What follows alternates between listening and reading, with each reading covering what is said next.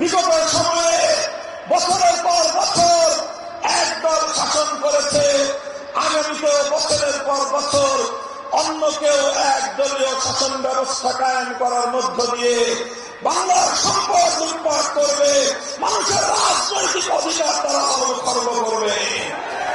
আমরা বার্তা দিতে চাই, জুলাই সনদের বিপক্ষে যারা না পক্ষের জন্য ক্যাম্পেইন করবে, বাংলার মানুষ তাদেরকে প্রত্যাখ্যান করবে। সংগ্রামী সাথী বন্ধুগণ, সেই সাথে আমরা বলতে চাই, ইসলামী জনতাকে, ইসলামী রাজনীতিকে রুখে দেওয়ার দেশীয় এবং আন্তর্জাতিক ষড়যন্ত্র যাদের কাঁধে পার হয়েছে, তাদেরকে আমরা আবার নিজেদের রাজনৈতিক এজেন্ডা পুনর্বিবেচনা করবার সুপরামর্শ দিতে চাই।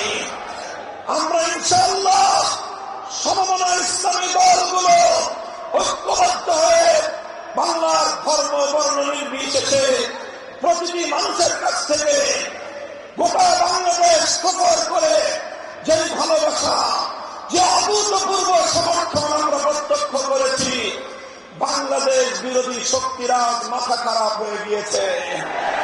তাই তারা যে কোনো উপায়ে আগামী নির্বাচনকে বানচাল করবার পায় তারা চালাচ্ছে।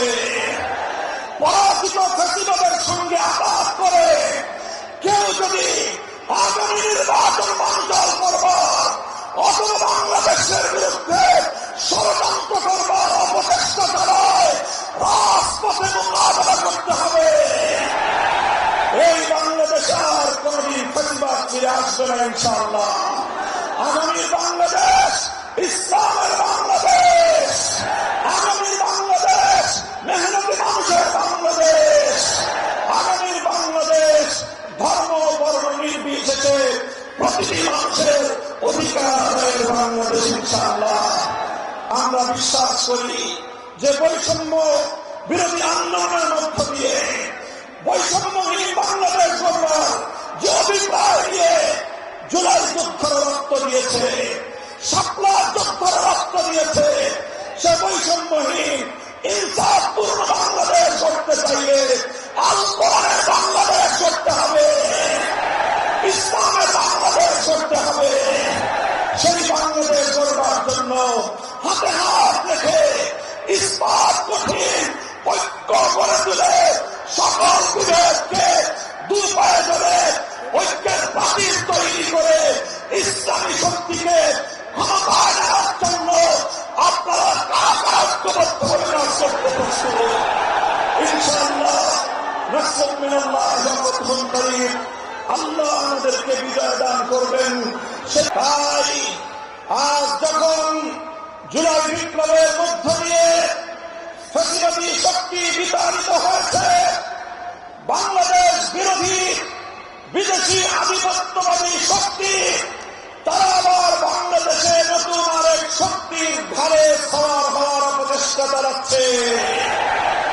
আমরা পরিষ্কার ভাষায় বলতে চাই, জীবন দিয়ে জুলাই যোদ্ধারা বাংলার মাটি থেকে যেই ফ্যাসিবাদ এবং বিদেশি কাহিনী শক্তিবাদীকে উদ্ধার করেছে, বাংলার মাটিতে নতুন কোন ফ্যাসিবাদকে জায়গা রাখতে দেবে না ইনশাআল্লাহ। তাই আমার প্রাণ প্রিয় দেশবাসী, আমাদেরকে মনে রাখতে হবে, সমাগত 2026 সালের ফেব্রুয়ারির যে নির্বাচন, এটি শুধু প্রতীকের নির্বাচন নয়, এটি জুলাই সনদ বাস্তবায়নের লক্ষ্যে ঐতিহাসিক গণভোটের নির্বাচন।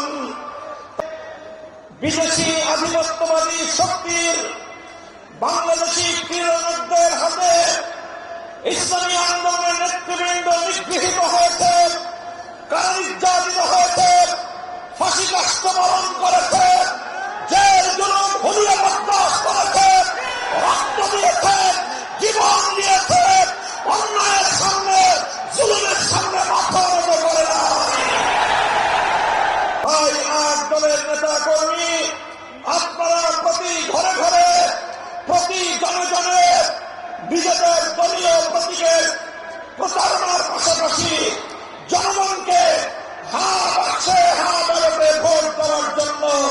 উদ্বুদ্ধ করবেন। মনে রাখতে হবে, জুলাই সনদকে কেন্দ্র করে আজ বাংলাদেশ দুই শিবিরে বিভক্ত হয়েছে। একটি পক্ষ